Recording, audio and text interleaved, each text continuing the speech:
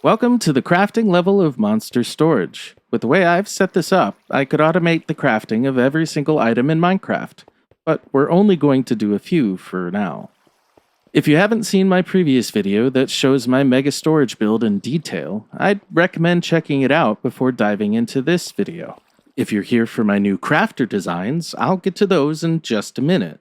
First, I'd like you to know that the Monster Storage Mega Item Sorting System is available as a world download for Java.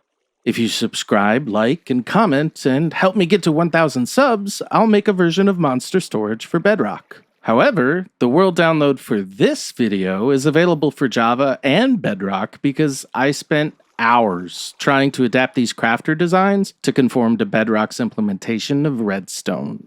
I'll talk more about this later. Let's move on to the crafting level of Monster Storage. Currently, our server has basic compacting and expanding of items happening here on the crafting level. We'll certainly add more automation to our world later, but this is what we needed to do most. Getting everything to this point has been years in the making, since I designed the entire Monster Storage system to take advantage of the crafter block. All 1,584 silos have a drain that leads here to the crafting level. Once the 4 top double chests fill up in the main hallways above, you can flip a lever to send excess items to bulk storage, and another lever to send the bulk storage here to the crafting level. Each silo drain can flow into automated crafters or be sent elsewhere like a village or trading hall. For the purpose of this video, we're going to focus on automated crafting. In order to take advantage of each silo drain properly, I needed to find an automated crafter design that fit very specific requirements. Unfortunately, I couldn't find any designs that would work, so I decided to do it myself, and here's what I came up with. I have 2 designs. One handles single item multi-slot crafting, and the other handles single item single slot crafting. I'll explain what that means after I walk through the evolution of these automated crafter designs. Because I built this system to utilize a one-wide tileable space, many of the popular automatic crafter designs that flooded YouTube over the last year simply wouldn't work. So let's talk about the rest of the requirements for these new crafters. As I mentioned, they have to be one-wide and tileable so the redstone for one silo doesn't interfere with that of the next. They also need to be fully automatic. Once I start sending items to the crafting level, manual interaction should not be necessary, but still possible. If an item runs out, the crafter should stop and start again when the next batch of items comes into the system. They also must be able to expand or contract items. That means I need 2 designs because there's no way for a single design to expand bones into bone meal while also compacting iron ingots into iron blocks or converting sugarcane into paper. Both designs must align the timing of the redstone with the output signal of the crafter, regardless of the crafting recipe, and avoid hopper locking for simplicity and reliability. The designs must also be as compact as possible in order to fit into the horizontal space between the silos on the crafting level. Lastly is the output. The crafters must spit items neatly into the water transportation lines that loop back into the monster storage system. I don't want to touch anything or grab items from a chest. The system is intended to be fully automatic. Yep. Those are a lot of requirements. Maybe now you understand why I couldn't find anything to make this work. But let's take a look at what's out there and see how the designs evolved into what I have now.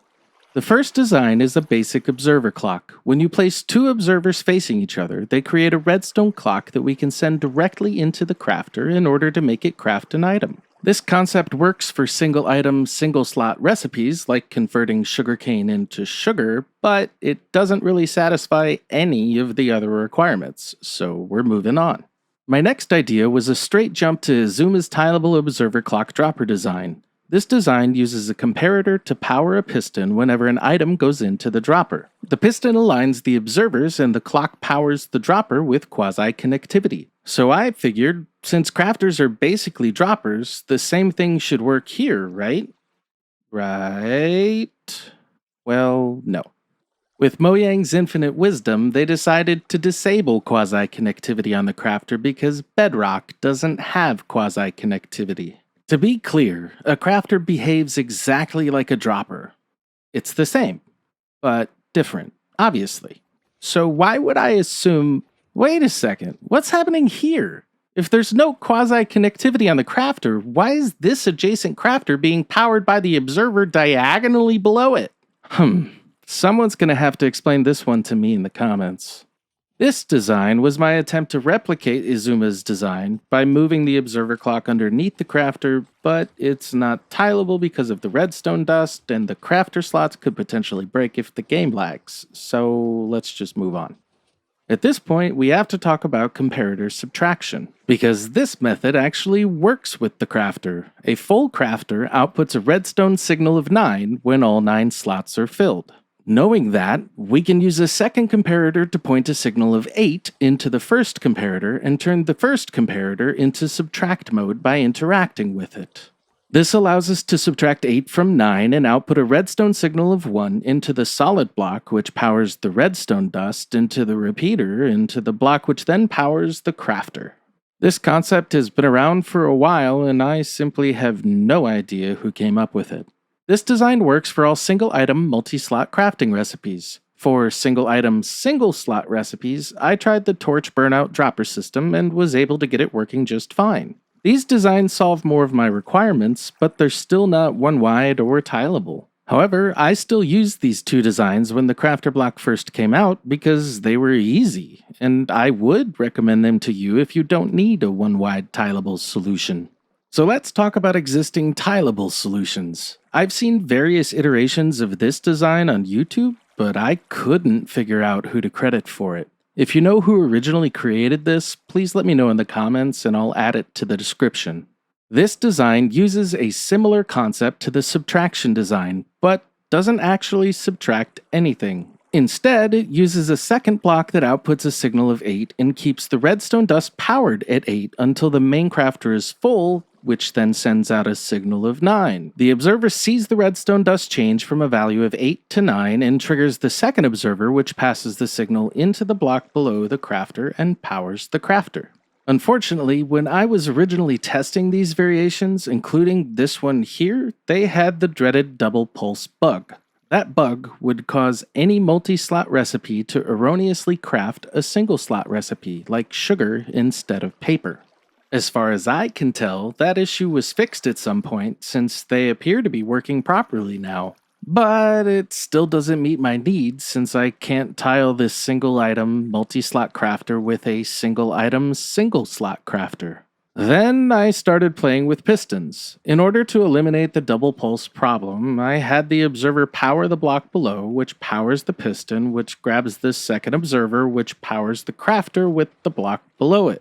This worked great for single-item multi-slot recipes, so all I needed to do was adapt this design to work with single-item single-slot recipes. By adding a second observer to the design, I dropped the circuit one block lower so I could add an observer clock below the crafter. If you remember this earlier design, having the observer right below the crafter will power adjacent crafters, breaking the tileability of the design. By dropping the clock one block, we finally created a tileable design that's interchangeable between single-item multi-slot and single-item single-slot recipes. But this doesn't work on Bedrock. I may or may not have cried a little when I figured this out. Don't judge me. On Bedrock, sticky pistons do not release blocks. Once they've been picked up by the sticky piston, they stay attached to the sticky piston. These designs break instantly when you build them on Bedrock. Burly has a sad. So I abandoned the piston design and decided to try my luck at adding a T flip-flop to the circuit. The simplest T flip-flop option is the copper bulb, or as Mumbo calls it, the copper flopper. My goal for the copper flopper was to eliminate the sticky piston problem on Bedrock and the double pulse bug. I was working on these designs before the double pulse bug was actually fixed. In this design, the copper flopper actually uses the double pulse to its advantage. Adding a comparator to the copper bulb only sends a signal to the crafter when the bulb turns on, so when the observers fire a second time, the bulb turns off and the crafter isn't powered again. In order to fit the copper bulb and the comparator underneath, I added two solid blocks to extend the redstone signal without changing the signal's strength. This design worked perfectly for single-item multi-slot recipes without the double pulse. Since I extended the redstone circuit on top, I knew I'd be able to adapt this design with a hopper clock to make it work with single item, single slot recipes as well. In the single slot design, I'm using the exact same circuit on top, but I've moved the copper flopper directly below the observer in order to fit a piston-triggered hopper clock below the crafter. This, my friends, is perfection. Complete and total reliability in a one-wide design with a tileable variation for single-item multi-slot recipes and a tileable variation for single-item single-slot recipes. And they both satisfy all of my design requirements. Except for one thing. Bedrock. What? No way. This should totally work there. Yeah, well, it does and it doesn't. Apparently, T flip-flops are unreliable on Bedrock when hooked up to an observer. These two designs actually work great on Bedrock when you build them. However, when you save and quit your world and reload it, the copper bulbs load powered instead of unpowered. So every time you load the game, you'd have to reset each copper bulb before the crafters would work properly. I'm sure you can imagine my disappointment. After doing some research, it seems like this issue is simply unsolvable for Bedrock, because observer states are not saved when quitting and reset every time you load back into your world. And it's not just copper bulbs, the same thing happens for all T flip-flops that are triggered by observers. So I went outside to touch grass. With my pale skin scorching in the summer sun, I thought about giving up on Bedrock. It's not worth the trouble, right? To have a design that works so beautifully be ruined by Bedrock's redstone loading logic? I've already spent way too much time trying to accommodate Mojang's inability to make redstone reliable on Bedrock. Forget it. I'm done. It's just not gonna happen. And then I had a brainwave. I can actually use Bedrock's redstone shenanigans to my advantage. In Bedrock, redstone signals can actually travel downwards by using alternating transparent blocks like glass. Knowing that, I can work out a signal transmission from the crafter's comparator and send it directly to the piston below. That piston shifts the observer under the crafter and powers it through the block. We can even repeat that same design over here and add a clock for the single item, single slot recipes. Bingo bango, Bob's your uncle, we've got a working Bedrock design. Now let me be very clear. These two designs will not work if you're loading the world download in Java. They will only work in the Bedrock world download. Now that we have one-wide tileable designs for Java and Bedrock, we can finally move on to some example crafting arrays. The first array is just manual input chests for each item. You'll notice that some of these items expand, compact, or convert at various values. For example, bone converts to bone meal with a single slot crafter, bone meal to bone block with a 9-slot crafter, string converts to wool with a 4-slot crafter, so on and so forth. Since we have single slot and multi-slot tileable designs, you can order your items however you'd prefer. Of course, you still need to manually input the correct crafting recipe into the crafter by disabling slots as necessary. The second array is the same as the first with a simple item sorter on top. This allows you to automatically sort each item into the correct slice. From there, the autocrafters will simply do your bidding. The last array is conceptually the same, but this one is strictly for Bedrock. The item sorter shifted up in the Bedrock design because of the taller redstone circuit I had to use there. As I mentioned previously, it will not work if you try to use it in Java. There are separate world downloads on my website for Java and Bedrock. To tie this all back into Monster Storage, you won't need to use a separate crafting array if you're using Monster Storage. Every silo in Monster Storage has a silo drain that comes down here to the crafting level. I simply connect the drains to the crafters with some hoppers, unlock the crafter, and walk away. It's truly set it and forget it. Since I designed the system to start and stop automatically, we never have to touch it. Over time, I'll add more crafters to the crafting level here on our survival multiplayer server, but this handles everything we need right now. That's it for this video. Don't forget to subscribe, comment, and give this video a like. And remember, when I reach 1,000 subscribers, I'll start working on a Bedrock design for Monster Storage. Until then, I have a few videos in the hopper. Universal crafting, copper golems, the farms on our server, and more.